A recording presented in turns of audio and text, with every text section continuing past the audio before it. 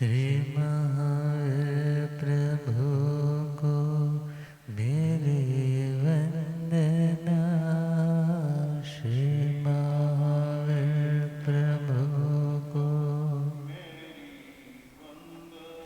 वंदना वंदना वंदना वंदना वंदना वंदना वंदना। मुझको तारो प्रभु तारे जो चंदना। मुझको तारो प्रभु तारे जो चंदना। वंदना वंदना वंदना वंदना वंदना।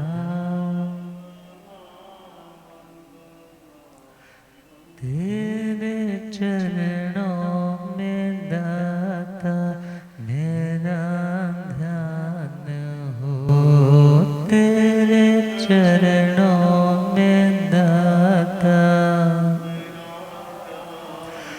झूठी दुनिया से दिल मेरा अनजान हो। झूठी दुनिया से दिल मेरा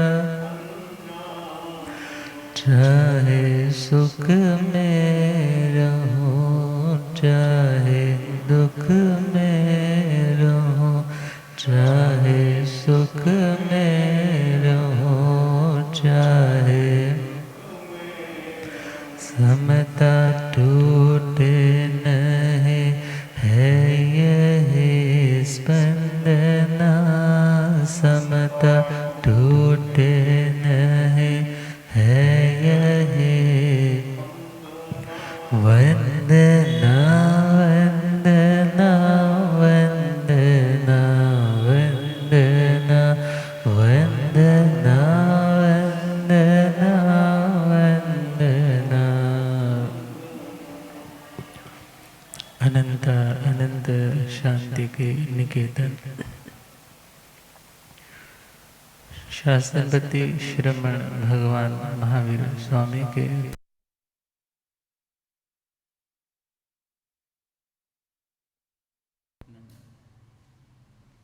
अंधेरे जीवन को रोशनी प्रदान करने वाले परोपकारी आगम ज्ञान की भंडार आगम ज्ञाता आगम पुरुष जिज्ञासरत्न हिमाचल केसरी उपाध्याय भगवंत श्रद्धेय गुरुदेव श्री जितेंद्र मुनि जी महाराज साहब के पावन चरण कमलों में हार्दिक भावना वंदन। आदरणीय सेवाभावी श्री प्रशमित मुनि जी, धर्म सभा में उपस्थित धर्मानुरागियों, सुशीलवती माताओं एवं बहनों, असीम पुण्यदय से भाग्यदय से आप सबको संतों का समागम और वीतरागवाणी श्रवण करने का सुअवसर प्राप्त हो रहा है। श्रवण कर रहे हैं आत्म दर्शन के उपाय, आत्म स्वरूप तक पहुंचने के 5 स्टेप, स्वाध्याय के 5 अंग, वाचना, पृच्छना, परिवर्तना, अनुप्रेक्षा और धर्म कथा। तो हमारे पास वाचना का विषय आज प्रारंभ हो रहा है। स्वाध्याय मीन्स आत्म दर्शन, आत्मा का अध्ययन करना, आत्मा के स्वरूप तक पहुंचना। वहां तक पहुंचने के लिए ज्ञान बहुत जरूरी है और ज्ञान के बगैर आत्मा मंजिल की ना तो पहचान कर पाती है, ना ही रास्ते का चयन कर पाती है। तभी शास्त्रों में कहा परमम नाणं तो दया। दया का यहाँ मतलब है प्रैक्टिकली जिंदगी में धर्म की क्रियाओं का इम्प्लीमेंटेशन तभी सही हो पाता है जब हमें सर्वप्रथम उस क्रिया को कैसे करना, क्यों करना, इन बातों की जानकारी होती है। इसलिए ज्ञान का स्थान जिंदगी में पग पग पर है। तो प्रभु ने ज्ञान प्राप्ति का पहला माध्यम बताया वाचना। अब एक वाचना दी जाती है और दूसरा वाचना ली जाती है। वाचना देने वाले को भी लाभ है और वाचना लेने वाले को भी लाभ है। तो जब वाचना देने वाला वाचना दे रहा है तो क्या सोच करके दे। वहाँ पर तो आता है यदि शिष्य विनयशील है, यदि शिष्य के अंदर रस लोलुपता नहीं है, मैं स्वाद ये सब कुछ मैं खाऊं, ऐसी कोई लालसा नहीं है। और तीसरी बात कही थी कि जिसके भीतर किसी भी तरह की दुष्टता नहीं है। और दुष्टता के साथ साथ यह भी कहा है जो व्यक्ति किसी दूसरे का बहकाया हुआ नहीं है। और एक चौथा कारण शास्त्रों में मायावी भी आता है, जो मायावी नहीं है, जो सरल प्रकृति का है। जब शिष्य इतना इंगियागार संपन्न है, गुरु के इंगित और इशारों को समझने वाला है, यदि एक गुरु अपने ऐसे सुशिष्य से ज्ञान छुपा करके रखता है, उसे ज्ञान देता नहीं है, तो वह भी प्रायश्चित का अधिकारी है। मगर यदि एक शिष्य के भीतर क्वालिटीज है, तब तो माना कि गुरु को देना ही चाहिए ज्ञान। मगर यदि क्वालिटीज नहीं है तो कहा जाता है कि वह शिष्य ज्ञान का अधिकारी नहीं। तो ऐसे उदंड को ज्ञान देना वो भी दोष का भागी बनता है। तो वाचना जब दी जाएगी तब गुरु बहुत कंसंट्रेशन के साथ हर चीज को समझाएंगे, हर पहलू को बताएंगे। मगर एक शिष्य को भी कैसा रहना है, तो शास्त्र में कहा निसंते सिया अमुहरी बुद्धाणम अंतिय सिया अठ जुत्ताणी सिखिजा निरठाणी उवज्जे। अर्थात जब गुरु चरण में वो सीखने के लिए गया है, पढ़ने के लिए गया है, तो पहला पॉइंट कहा है निसंते, वो शांत होकर के बैठे। अब शांत मन में तो कई बार बहुत कुतूहल होता है, बेचैनी होती है, तेजी होती है। मगर कहा जाता है कि जैसे एक भेड़ जब पानी पीने के लिए किसी सरोवर के किनारे पर आती है तो अपने दोनों घुटनों को टेक करके बड़े शांति से पानी लेती है, पानी को डिस्टर्ब नहीं करती। मगर कुछ श्रोता वाचना लेने वाले ऐसे भी होते हैं जो भैंस की तरह क्या करते हैं, वो सीधा ही मुंह डालते हैं और सारे पानी को गंदला कर देते हैं। इसी प्रकार देखना होगा कुछ श्रोता, कुछ वाचना लेने वाले तो इतने सिंसियर रहते हैं कि यदि वाचना चल रही है तो शांति से बैठ जाएंगे विदाउट डिस्टर्बिंग एनीवन, कि गुरु समझा रहे हैं उनकी कंसंट्रेशन भी ब्रेक ना हो, जो सुन रहे हैं उनकी एकाग्रता भी किसी रूप में भंग ना हो, बड़ी शांति से आकर के बैठ जाते। और कुछ श्रोता ऐसे भी होते हैं कि जब तक गुरु जी को पता ना लग जाए कि मैं आया हूँ तो जोर जोर से मथेन वंदा में मथेन वंदा, अरे वो पढ़ा रहे, तो तुम डिस्टर्ब करके अंतराय बांध रहे हो। शांति से बैठ जाओ, वंदना करो और बैठ जाओ। और अदरवाइज प्रवचन में आए हैं और प्रवचन में चेयर उठा के घसीट करके कोई ला रहा है, कोई खींच करके ला रहा है। मीन्स जितने डिसिप्लिन वे में बैठोगे तुम उतने ही योग्य पात्र कहलाओगे, उतने ही ज्ञान प्राप्ति के लिए कैपेबल कहलाओगे। और पहला पॉइंट दिया है निसंते, शांति से बैठ करके। तुम सुनने के लिए आए हो, सुनाने के लिए नहीं आए हो। तो पहला पॉइंट निसंते, शांत होकर के बैठे, सिया अमुहरी। दूसरा पॉइंट दिया है अमुखर, अमुखर का मतलब ये नहीं है कि अपनी बातें शुरू कर दे। मैंने वहाँ पर गया था, वहाँ ऐसा चल रहा था, मैंने वहाँ इतना डोनेट किया है, मैं ऐसा आदमी हूँ। मीन्स ऐसा कुछ नहीं। तुम ज्ञान लेने आए हो तो गुरुओं से ज्ञान की बात करो। अदरवाइज यदि सपोज तुम्हारे पास ज्ञान है तो तुम ज्ञान झाड़ो नहीं, बल्कि तुम तो समेटने के लिए आए हो, कुछ ग्रहण करने के लिए आए हो। तो मुखरता मीन्स टॉकेटिव नहीं बने, वाचाल नहीं बने। तीसरा पॉइंट है अठ जुत्ताणी सिक्खिजा। जब बुद्धाणं अंत्यसिया, जो बुद्ध ज्ञान से युक्त आत्माएं है, जब उनके सानिध्य में, उनके समीप जाकर के तुम्हें बैठना है, तो कहा अर्थयुक्त बातों को सीखे। कैसी बातों को? अर्थयुक्त का मतलब जिनसे आत्मा का कोई अर्थ, आत्मा का कोई प्रयोजन, आत्मा का कोई हित सधता है, ऐसी बातें तो सीखे। मगर व्यर्थ की बातों को ना तो अपना समय बर्बाद करे और ना ही अपने गुरुजनों का वो कीमती समय बर्बाद करे। अर्थात यदि कोई सार्थक बात, आत्मा के उत्थान की बात तुम कर रहे हो, तो तुम अपने गुरुओं को साधना में भी सहयोगी बनकर कर्म निर्जरा कर रहे हो, और अदरवाइज तुम उनकी भावनाओं को भी दूषित कर रहे हो, क्योंकि वो छदमस्त है, वो वीतरागी नहीं है। तुम बार बार ऐसी चीज़ें सुनाओगे तो उनका भी मन, उनका भी मस्तिष्क हो सकता है दूषित होने लग जाए। इसलिए कहा कि जब गुरु के चरणों में आए तो अर्थयुक्त, जिनका आत्मा के कल्याण से वास्ता है, ऐसी बातों को सीखे। निरठाणी उवज्जय, जो निरर्थक व्यर्थ की बातें, निंदा की बातें, चुगली की बातें, दूसरों की कमियों की बातें, और उसी के साथ देखे जो विकथाएं हैं। विकथा, विकथा में कितनी बातें आ जाती हैं? स्त्री कथा, भक्त कथा, देश कथा और राज कथा। मीन्स ऐसी बातें अपने गुरुओं के संसर्ग में बैठ कर के ना करें।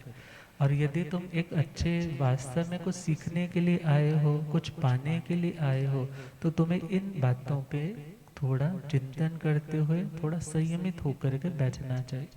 और जब वाचना देने वाला एक गुरु समर्थ है, और वाचना लेने वाला हो सकता है अभी इतना समर्थ नहीं है, मगर यदि इन बातों का ध्यान रखेगा तो उसकी योग्यता का विकास भी होगा। वो उन बातों को सुनकर के ग्रहण भी कर पाएगा, और उसकी जिंदगी में भी वो बातें धीरे धीरे आने लग जाएगी। तो प्रभु से पूछा कि वायनायण भंते जीवे किम जने, कि हे प्रभु, वाचना से आत्मा को किस गुण की प्राप्ति होती? मीन्स वाचना, यहाँ दोनों मीनिंग निकल जाएंगे, वाचना देने से और दूसरा वाचना लेने से। तो यदि कोई व्यक्ति वाचना दे रहा है तो उसे क्या मिलता है, और यदि कोई वाचना ले रहा है, यदि कोई वाचना शास्त्र की बात को सुन रहा है तो उसको क्या मिलता है? तो प्रभु ने कहा वायनायण निर्जरम जणे, वाचना से आत्मा के कर्मों की निर्जरा होती। वाचना से क्या होती है? कर्मों की निर्जरा होती। निर्जरा का मतलब जो कर्म बंधा हुआ है उसमें जो रस है, उसमें जो ताकत है, उसमें जो पोटेंसी है हमें जिंदगी में सुख या दुख देने की। हाँ, मगर हमारा मेन प्रयोजन तो यही होता है ना कि हमें सुख तो ठीक लगता है क्योंकि वो इजीली चला जाता है, मगर हमें दुख अच्छा नहीं लगता। तो यहाँ पर जो मूल रूप से किसी कर्म की निर्जरा होती है तो वो कर्म तो है ज्ञानावरणीय कर्म। कौन सा कर्म?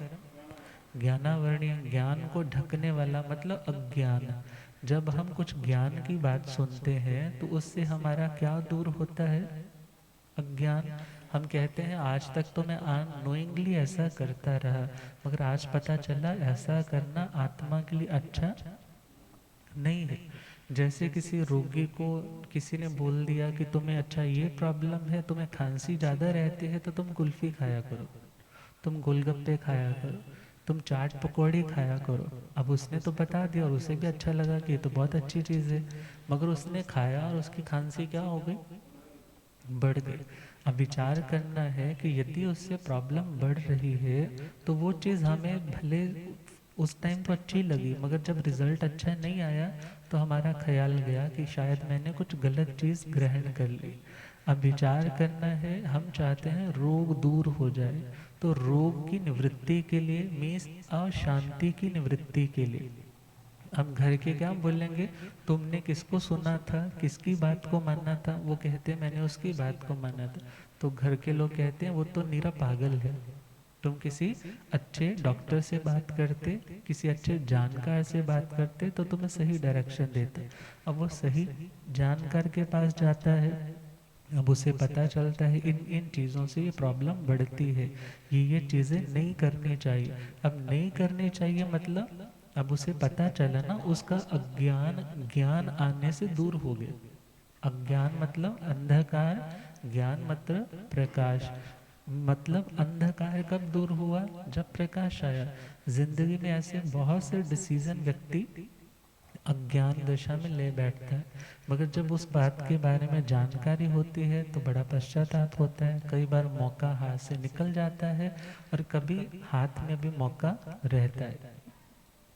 तो कहा कि वाचना लेने से और वाचना देने से व्यक्ति के विशेष रूप से ज्ञान को ढकने वाला, आवृत्त करने वाला, रोकने वाला जो कर्म है, जो आत्मा ने स्वयं बांधा है।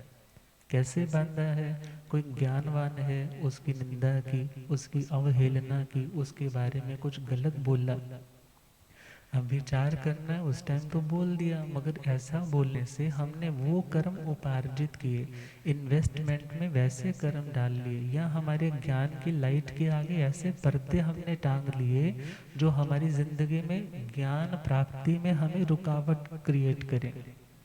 फिर व्यक्ति कहेगा मैं इतना पढ़ लेता हूँ, मुझे कुछ याद नहीं रहता, मैं इतना कुछ सुनने की पढ़ने की कोशिश करता हूँ, मेरा दिमाग नहीं चलता, मैं जाना तो चाहता हूँ सत्संग में मगर मेरा वक्त ही नहीं निकलता, पता नहीं मैं दुनिया में उलझा रहता हूँ। अर्थात ये जितने भी विघ्न आते हैं ज्ञान से व्यक्ति को दूर भगाते हैं, वो अपने ही कर्म है।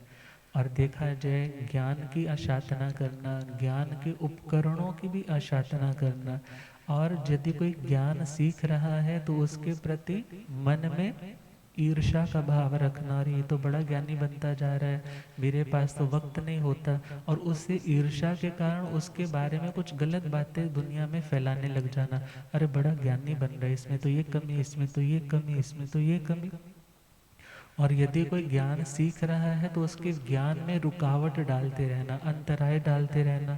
सपोज पढ़ रहा है तो कभी कुछ कह दिया, कभी कुछ कह दिया, कभी कह दिया ये काम कर दो, कभी कह दिया वो काम कर दो। विचार करो, घर में बच्चे यदि स्टूडेंट लाइफ में है तो आप यदि उन्हें पढ़ने का वक्त नहीं दोगे तो वो अच्छे स्कोर कर पाएंगे, नहीं कर पाएंगे।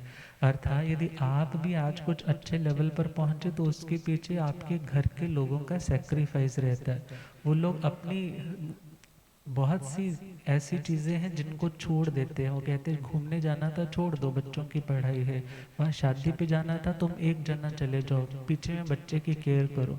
अर्थात यदि आप ज्ञान पाने वाले व्यक्ति को प्रमोट कर रहे हो, उसकी सेवा कर रहे हो, तो उससे आपका भी ज्ञानावरणीय कर्म का क्षय होता है। मगर यदि आप कोई ज्ञान सीख रहा है, वो पढ़ रहा है, और इधर से आपने जोर से अपने भजन लगा करके रख दिए, आपने गाने लगा करके रख दिए, यदि एक सामने वाला पढ़ रहा है और तुम विघन डाल रहे हो, और यहाँ हो सकता है कोई मेंटल उसको ऐसा स्ट्रेस दे दिया, कोई ऐसी बेतुकी सी बात उसके साथ जोड़ करके उसको बोल दी, वो बेचारा अभी तक तो पीसफुल होकर के पढ़ रहा था, स्वाध्याय कर रहा था, मगर आपकी उस बात के कारण उसका मन क्या हो गया, अशांत हो गए। अर्थात ऐसे बहुत से कारण हैं जो आत्मा को ज्ञानवान बनने नहीं देते।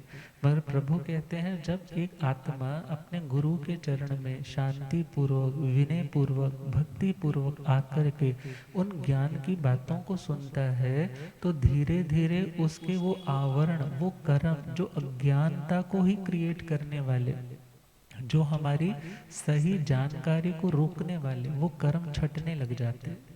वो कर्म क्या होने लग जाते हैं, छटने लग जाते हैं। जैसे देखो एक आईना है, आईने के ऊपर यदि धूल मिट्टी की परतें जमी हुई है, आप उसमें चेहरा देखना चाहो तो नहीं देख पाओगे, मगर जैसे जैसे वो आईना क्लीन होता जाता है आपको अपना चेहरा उतना ही क्लियर दिखने लग जाता है।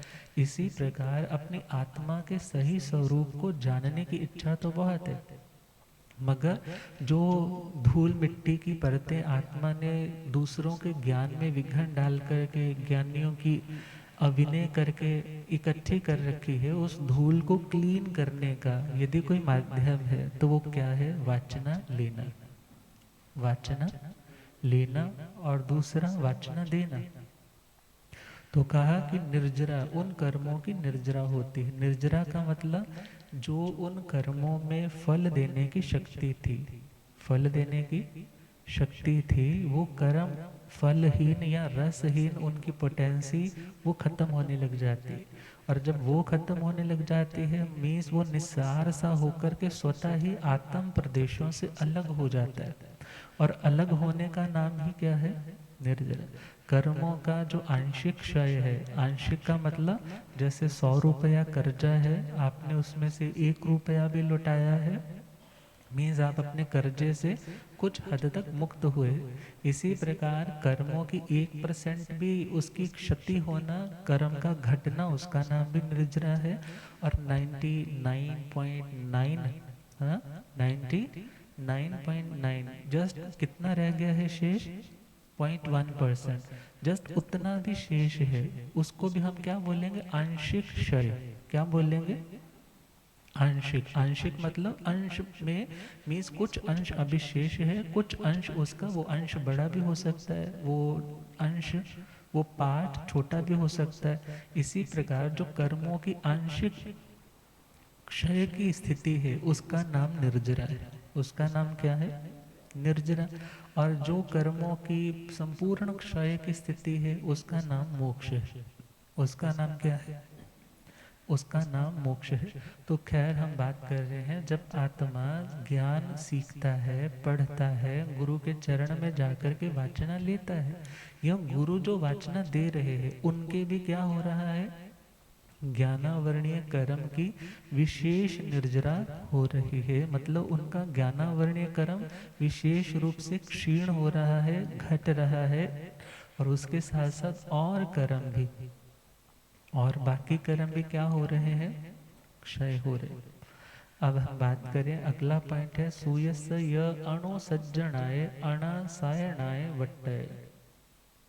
पहला पॉइंट आया कि वाचना यदि हम ले रहे हैं तो हमारा क्या घटा? हमारा ज्ञानावरणीय कर्म घटा। अब इस ज्ञानावरणीय कर्म के घटने से मीन्स हमें और क्या मिलेगा? ज्ञानावरणीय कर्म घटा तो हमारा मन करता है कि ये ज्ञान की बातें तो बहुत अच्छी हैं, हमें और सीखनी चाहिए। हम सोचते हैं कि हमें और ज़्यादा टाइम डिवोट करना चाहिए। तो यदि कोई गुरु जो वाचना देने में कुशल है, ऐसे वाचनाचार्य है, ऐसे उपाध्याय है, ऐसे आचार्य है, ऐसे योग्य गृहस्थी भी हो सकते हैं, यदि वो योग्य है, जिन्हें शास्त्र की पूरी समझ है, तो उनके पास जाकर के यदि हम उन बातों को सुनते हैं तो ज्ञान हमारा अब निर्मल होने लगा। अब भावना और पैदा होती है। यदि कोई चीज़ भा जाती है, अच्छी लगने लगती है, उसके बेनिफिट्स दिखने लगते हैं, तो उस चीज़ को पुनः करने का भाव आता है। तो वो आत्मा फिर पुनः शास्त्र सुनने की इच्छुक होती है कि मैं पुनः जाकर के शास्त्र वाणी सुनूं। तो कहा उस वाचना से सेकंड पॉइंट क्या मिला? सूयस य अणुसज्जनाय अणासायणाय वट्टय, अर्थात वो श्रुत की, श्रुत का मतलब आगम वाणी, श्रुत का मतलब यहाँ क्या है? आगमों की वाणी में जो शास्त्र की बातें हैं उन्हें श्रुत कहा जाता है। वैदिक परंपरा में चले जाएं तो श्रुतियाँ कहा जाता है, और अपनी ज्ञान मान्यता में आ जाएं तो उसे क्या बोला जाता है? श्रुत। और एक गाथा बहुत प्राचीन आती है, अत्थं भासई अरहा सुत्तं गंधंती गणहरा न्यूना सासणस हियठाए तो सुत्तं पवत। अर्थात जो तीर्थंकर आत्माएं हैं वो तो हर चीज को हर डायमेंशन से देखने में समर्थ है कि ये चीज़ ऐसी है तो इसका कॉज क्या है, आज इसका ये इफेक्ट आ रहा है तो इसका रीज़न बिहाइंड यह है। और यदि किसी का आज इफेक्ट दिखा तो वो रूट तक पहुंच जाते हैं, कारण तक पहुंच जाते हैं। मीन्स जो हर तरह से हर चीज को जानने और देखने वाले हैं, ऐसे तीर्थंकर प्रभु अथंग भासई अरह, ऐसे अरिहंत प्रभु अर्थ रूप वाचना देते हैं। कैसी वाचना देते हैं? अर्थ रूप। अर्थ रूप का मतलब क्या है? जैसे गाय एक है शब्द रूप, और एक है उसको पूरी तरह से इस तरह से पिक्चर उकेर देना कि तुम कह सको कि हाँ ये गाय है, जिसके 4 स्तन है, जिसके पूंछ है, जिसके गल कंबल है, 2 सींग है इत्यादि। अर्थात जो तीर्थंकर परमात्मा है वो तो अर्थ रूप में बात को समझाते हैं। मगर उन्हीं की बातों को जैसे कहो कि उन्होंने यदि फूल दिए हैं तो उन फूलों को माला के रूप में पिरोने वाले कौन है? गणधर भगवान। कौन है? गणधर भगवान। और कहा जाता है तीर्थंकर प्रभु जितने दुनिया के भाव पदार्थ है उनको जानते देखते तो है, मगर उन सब की परूपणा नहीं कर सकते। मीन्स दुनिया में तो अनंत पदार्थ है, और अनंत पदार्थ में भी एक पदार्थ लिया जाए तो उस एक पदार्थ की भी अनंत पर्याय, अनंत अवस्थाएं हैं। तो वो उसकी एक एक अवस्था को यदि सुनाने लगे तो ये जिंदगी बहुत छोटी पड़ जाए। अर्थात जो तीर्थंकर प्रभु बताते हैं वो भी संपूर्ण नहीं बता पाते, मगर जो गणधर ग्रहण करते हैं, जो तीर्थंकर कहते हैं, उसमें से भी बहुत सारा छूट जाता है, मगर फिर भी बहुत सारा वो एक्सेप्ट कर लेते हैं अपने योग्य पात्र में, अपनी बौद्धिक क्षमता के अकॉर्डिंगली, बुद्धि के पात्र में, अपनी मेमोरी में उन चीज़ों को डाउनलोड कर लेते हैं। अब वो चीज़ें आ गई हैं उनके पास। अब उन चीज़ों को जन सामान्य मीन्स जो लोग हैं, जो तरना चाहते हैं, जो ज्ञान पाना चाहते हैं, उनको वो चीज़ें कैसे डिलीवर करें?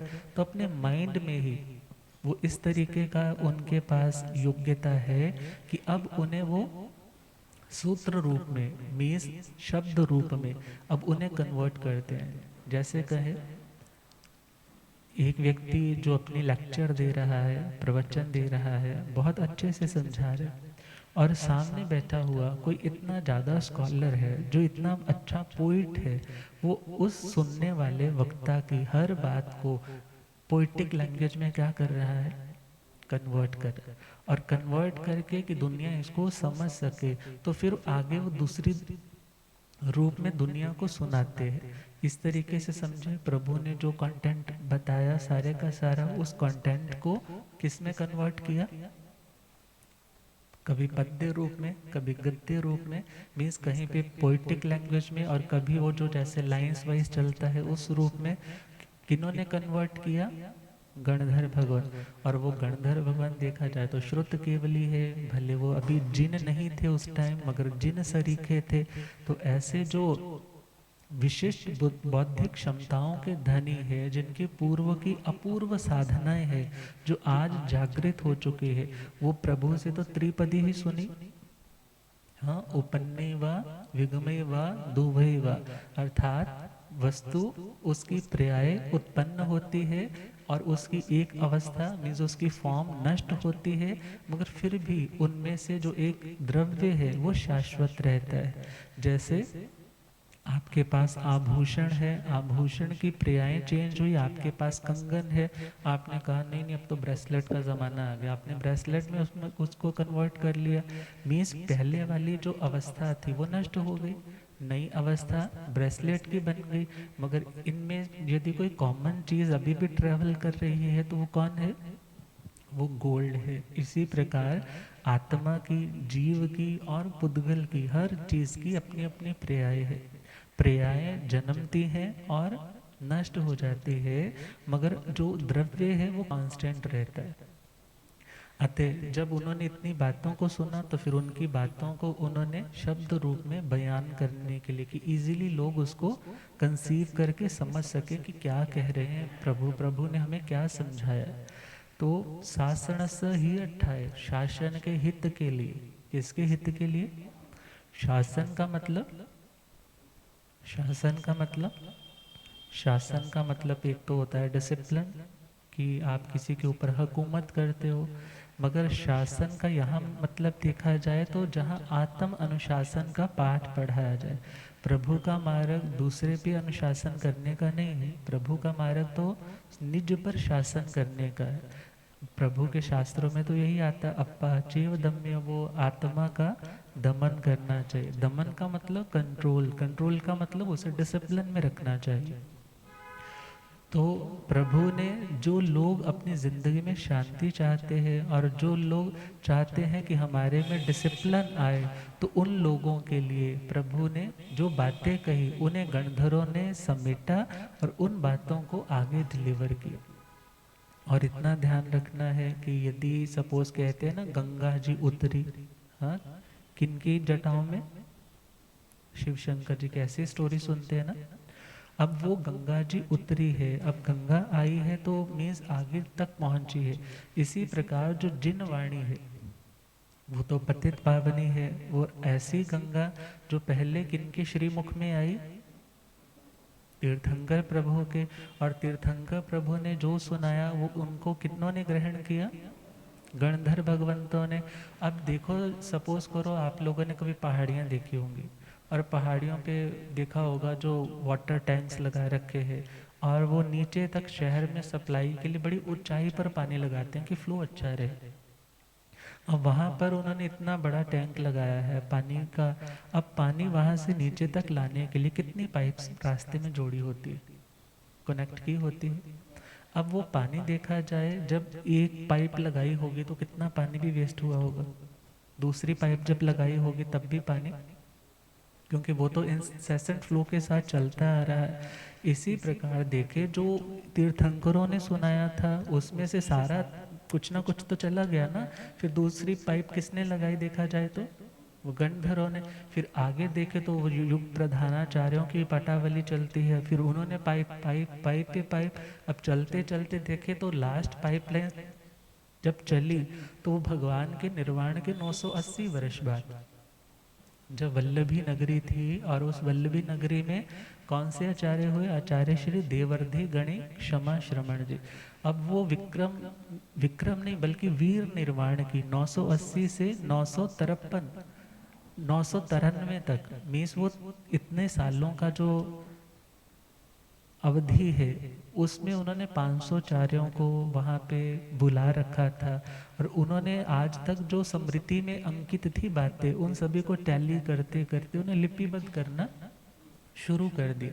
अब उन्हें लिपिबद्ध करना, उनको पेन डाउन करने के लिए बहुत कुछ करना पड़ा, एक इतनी लंबी अवधि तक एक क्षेत्र में रुकना पड़ा।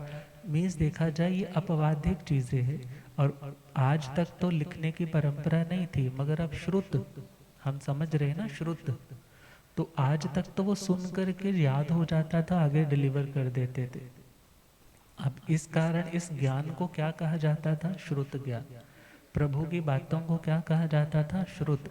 मगर अब आने वाले टाइम में जब देखा कि लोगों को याद नहीं रह रहा, तब उन्हीं को लिख करके अब उसे समेटने में उन्होंने अपना बल पराक्रम, अपना टाइम इन्वेस्ट करना शुरू कर दिया। अब वही बातें देखा जाए आज हमारे तक पहुंच रही है। तो जो व्यक्ति यदि शास्त्र की बातें सुनने के लिए बैठा है तो वो किसकी अनाशातना कर रहा है? अनाशातना कर रहा है, मीन्स जो श्रुत की बार बार अनुवर्तना कर रहा है या अनुसज्जनाए, मीन्स जो श्रुत वाणी के साथ जुड़ा हुआ है, मानो वो उस श्रुत ज्ञान की अशातना को टाल रहा है। किसको टाल रहा है? अशातना। यदि इस टाइम आप यहाँ पर आए, हाँ, कुछ ज्ञान सीखने के लिए आए, तो आप इस टाइम देखा जाए हमें प्रसन्न करने के लिए नहीं आए। आपका मेन लॉजिक अंदर से क्या होना चाहिए कि हम किसको सुनने जा रहे हैं? भगवान की वाणी को। और विचार करें, गणधरों ने जो पराक्रम किया उसे समेटा, हमारे आगे युग प्रधानाचार्यों ने उस ज्ञान को समेटा, और वो चलते चलते ज्ञान आज पहुंचा है। जैसे कहते हैं ना कि वो ज्वाला जी से जोत लेकर आए हैं, वो जहाँ लेकर के आए हैं लोग कहते हैं दर्शन कर लो, मगर हमारी परंपरा क्या है? अरे देखो वो ज्ञान कैसे कैसे यहाँ तक पहुँचा है। चलो जाकर के कुछ सुन करके आए, चलो जाकर के प्रभु की वाणी को अपने आत्मा में स्थान देने का प्रयास करें। यदि आप सुनने के लिए आ रहे हो, इट मीन्स आप यदि रिगार्ड कर रहे हो तो किसका रिगार्ड कर रहे हो? किसका रिगार्ड कर रहे हो? प्रभु की वाणी का। और यदि नहीं आ रहे हो तो इट मीन्स आप आशातना किसकी कर रहे हो? बोलो। जिन वाणी की। संतों की आशातना नहीं होगी, किसकी आशातना? जिन वाणी की आशातना। मीन्स आपके क्षेत्र में गुरु भगवंत ज्ञान सुना रहे, मगर फिर भी वक्त नहीं, फिर भी प्रमाद है, फिर भी आलस्य है, और यदि जिंदगी में कोई प्रॉब्लम आएगी तब हम पहुंच जाएंगे। अर्थात वहाँ स्वार्थ दृष्टि है, मगर वहाँ पर भीतर से प्रेम, भीतर से उस वाणी के प्रति हमारे मन में आदर का भाव नहीं है। और जिनके हृदय में सच में आदर का भाव है, वो देखते हैं कि यहाँ जिन वाणी कितने अच्छे से समझाई जा रही, कितने अच्छे से सुनाई जा रही, भगवान की वाणी कितनी पवित्र है, हमें सुनने का मौका मिला है। हमें यूं ही अपने मिथ्या आग्रहों में फंस करके, या वो समाज वाला मेरे से नहीं बनती, मैं क्यों जाऊँ, वो कौन सा मुझे बुलाते हैं, ऐसी बातों से देखा जाए हम नुकसान किसका कर रहे हैं? हम नुकसान किसी संत का नहीं कर रहे, हम नुकसान अपनी आत्मा का कर रहे। तो कहा सूयस यह अणुसज्जनाय, जो आत्मा उस श्रुत ज्ञान में अनुसक्त रहता है, मीन्स अनुरक्त रहता है, बार बार उसका अनुवर्तन करता है, बार बार उसे सुनने के लिए आ रहा है, तो वो आत्मा जिन बातों से, जिन वाणी की असाधना होती, उस कर्म को वो काट रहा है। सपोज यदि उसने जिन वाणी की उपेक्षा की होगी, तो यदि वो शास्त्र सुनने के लिए आ रहा है, तो वो कर्म जो उसने उनकी अवज्ञा करके, अवहेलना करके, शास्त्रों की उपेक्षा करके बांध रखे थे, वो कर्म कटने लग जाता है, वो कर्म कटने लग जाता है। अर्थात यदि कोई व्यक्ति शास्त्र की वाणी सुनने के लिए आ रहा है, सुन रहा है, सपोज आगम उठा करके पढ़ रहा है, तो वो क्या कर रहा है? तो वो अपने तीर्थंकरों की, अपने भगवंतों की अशातना टाल रहा है, मतलब उनका आदर कर रहा है। जब तुम किसी की ओर ध्यान नहीं देते, इग्नोर करते हो, इसका मतलब क्या होता है? तुम किसी को सम्मान दे रहे हो या अपमान दे रहे हो। और यदि तुम सुनने के लिए आ रहे हो, इवन यदि तुम किसी बुक पब्लिशर ने किसी की बुक पब्लिश की है, तुम किसी राइटर की बुक उठा करके खरीदते हो, तो यदि तुम किसी की बुक लेते हो ना, इट मीन्स तुम उस व्यक्ति के मेहनत का रिगार्ड कर रहे हो। उस व्यक्ति की मेहनत का क्या कर रहे हो? रिगार्ड कर रहे हो। अब आप कहोगे महाराज फिर तुम सारी दुनिया की किताबें खरीद ले, मगर ऐसा नहीं। अर्थात हमारे मन में यदि भावना किसी को आदर देने की है, तो हम उस चीज़ को पढ़ते हैं, उस चीज़ को सुनते हैं, उस चीज़ को जानने की कोशिश करते हैं। तो जो आत्मा श्रुत ज्ञान पाने के लिए आता है, वाचना ले रहा है, तो वो अशातना नहीं करता, बल्कि अपने शास्त्रों का आदर कर रहा है। सूयस अणा सायणाय वट्टमाणे तिथ धम्मं अवलंबय।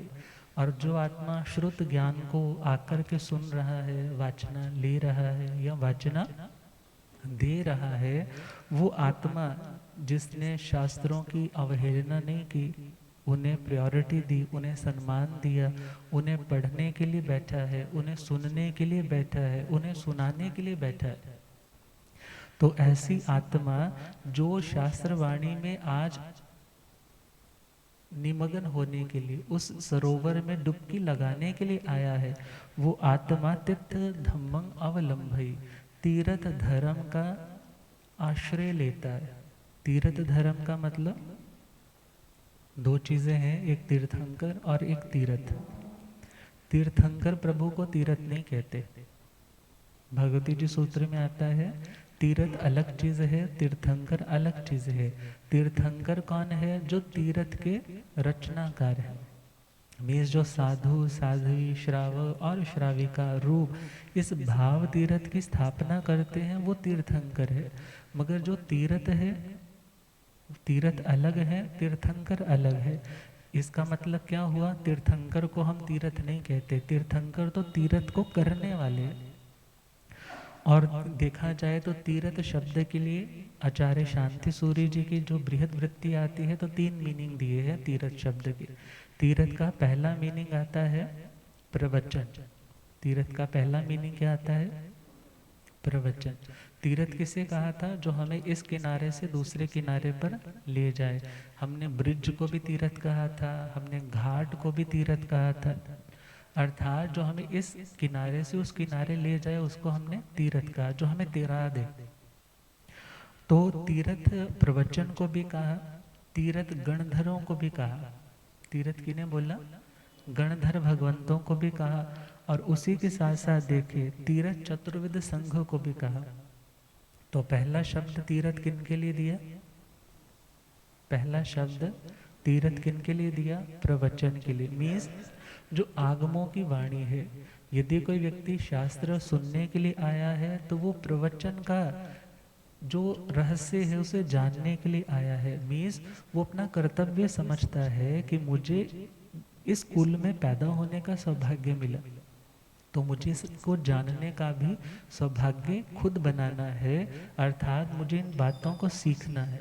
और अगला पॉइंट है गणधर धर्म। तो गणधरों का धर्म क्या रहता है? गणधर प्रभु क्या करते हैं? जो तीर्थंकरों ने कहा उन बातों को सुनते हैं, ग्रहण करते हैं और आगे डिलीवर करते हैं। मीन्स उस श्रुत परंपरा को अवच्छिन्न रखना। अवच्छिन्न मतलब उसको बिना किसी रुकावट के आगे प्रोसीड करते जाना, उसको आगे बढ़ाते चले जाना। अर्थात यदि मैं अपने पास ज्ञान समेट कर रखूं, सामने वाले को कुछ सिखाऊं नहीं, तो धीरे धीरे ज्ञान क्या हो जाएगा? ज्ञान की धारा क्या हो जाएगी? रुक जाएगी। इसी प्रकार यदि एक साधु उस ज्ञान को आगे बढ़ा रहा है तो समझना वो तीर्थ धर्म, जो गणधरों ने अपना कर्तव्य पाला था, उसी कर्तव्य की श्रृंखला में वो सहयोगी बनकर के आज आया है। अर्थात वो उस तीर्थ धर्म का, गणधरों की उन सूत्र वाचनाओं का आश्रय लेता है। और तीसरा पॉइंट है चतुर्विध संघ। चतुर्विध संघ भी साधु साध्वी श्रावक श्राविका, यदि वो स्वाध्याय से हीन है, यदि वो स्वाध्याय नहीं करते हैं तो ध्यान रखना वो धीरे धीरे अपने धर्म की सही मान्यताओं से भटक सकते हैं। उनमें शंका, कांक्षा, विचिकित्सा आदि दोष आ सकते। इसलिए कहा उसे शास्त्र स्वाध्याय करना चाहिए। अर्थात जो आत्मा वाचना ले रहा है तो वो तीर्थ धर्म उसका आश्रय ले रहा है और समय आने पर उसी का आश्रय बन जाता है। अर्थात जैसे हम देखते हैं बहुत से बच्चे जिस स्कूल से पढ़ते हैं, समय आता है वो स्कूल तो ऐसा था जहाँ पर लोग पैसा देते थे, चैरिटी से चलता था। मगर उसी स्कूल से जिस स्टूडेंट ने पढ़ाई कंप्लीट की तो आने वाले टाइम में वो अच्छे लेवल पर पहुंचा, फिर वो अपने उस स्कूल को क्या करने लग जाता है? प्रमोट, वो वहाँ डोनेट करने लग जाता है। अर्थात और लोग पढ़ सके, मैंने यहाँ से सीखा और लोग मेरे जैसे आकर के यहाँ से सीख सके। इसी प्रकार मैंने आगमों की बातों को इन शास्त्रों के माध्यम से सीखा। आगमों का बहुत उपकार है। अब पहले उसने उन आगमों से अपने ऊपर उपकार लिया, फिर अपने पास ज्ञान आया, फिर दूसरों पे उपकार किया। फिर क्या किया? दूसरों पे उपकार किया। तो उसका नाम है तीर्थ धर्म।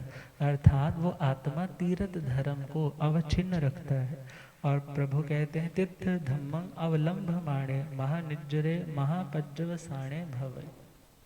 और जो आत्मा इस तीर्थ धर्म, इस गणधरों की सूत्र वाणी को आगे तक लेकर के जाते हैं तो वो आत्मा अपनी महानिर्जरा और महापर्यवसान करते।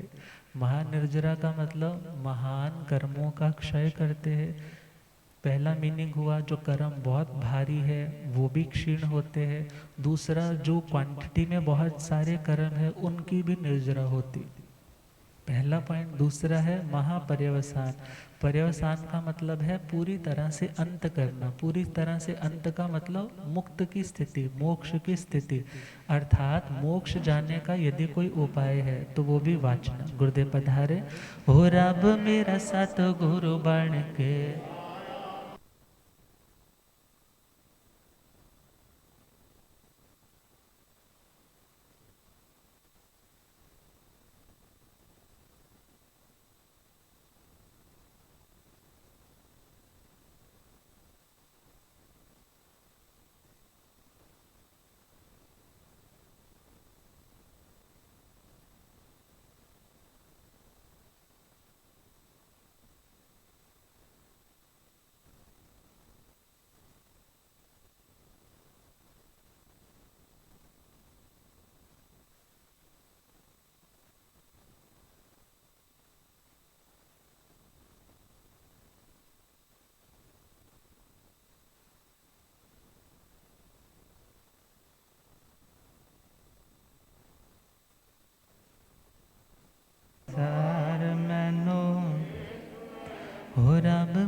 सतगुरु बन के आया मैनू।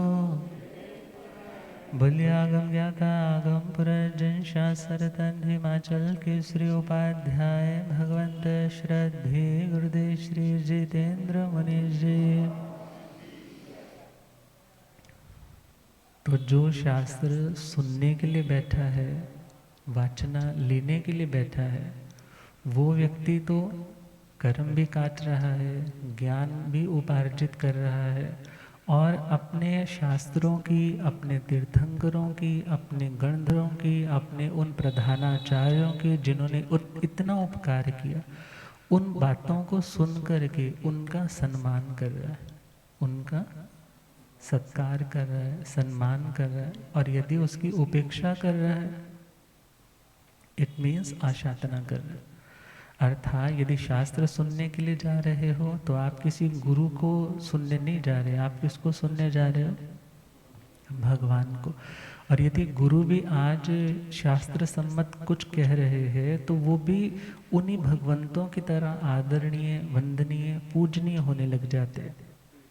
तो कहा जो पढ़ते पढ़ाते, जो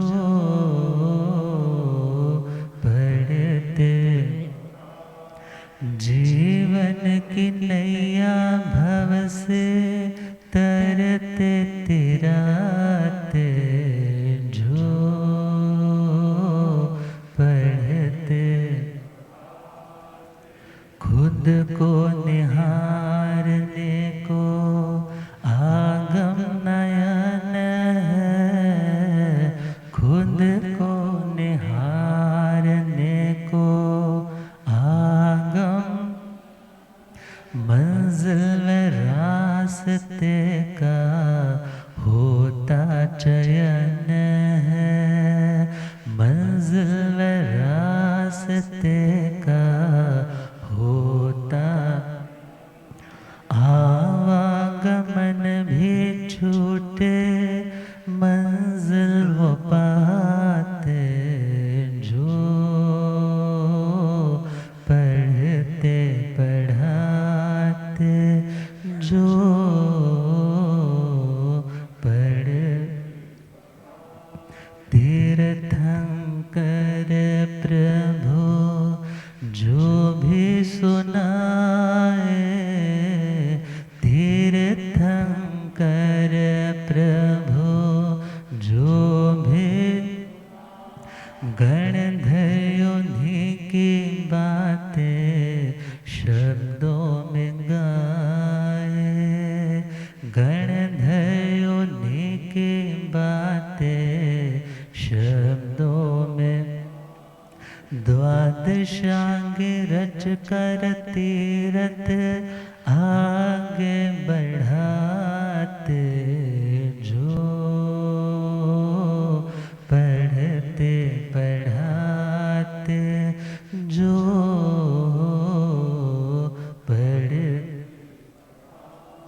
जीवन की नैया भव से तरते तिराते, जो पढ़ते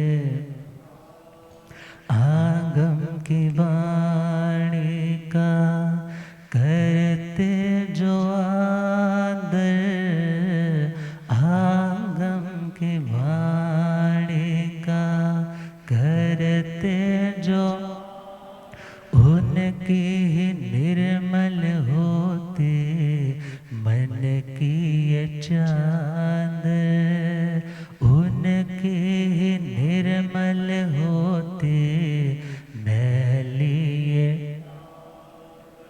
जागे प्रभास ऐसा, मुक्ति वो पाते जो पढ़ते पढ़ाते, जो पढ़ जीवन की नैया भव से तरते तिराते, जो पढ़ते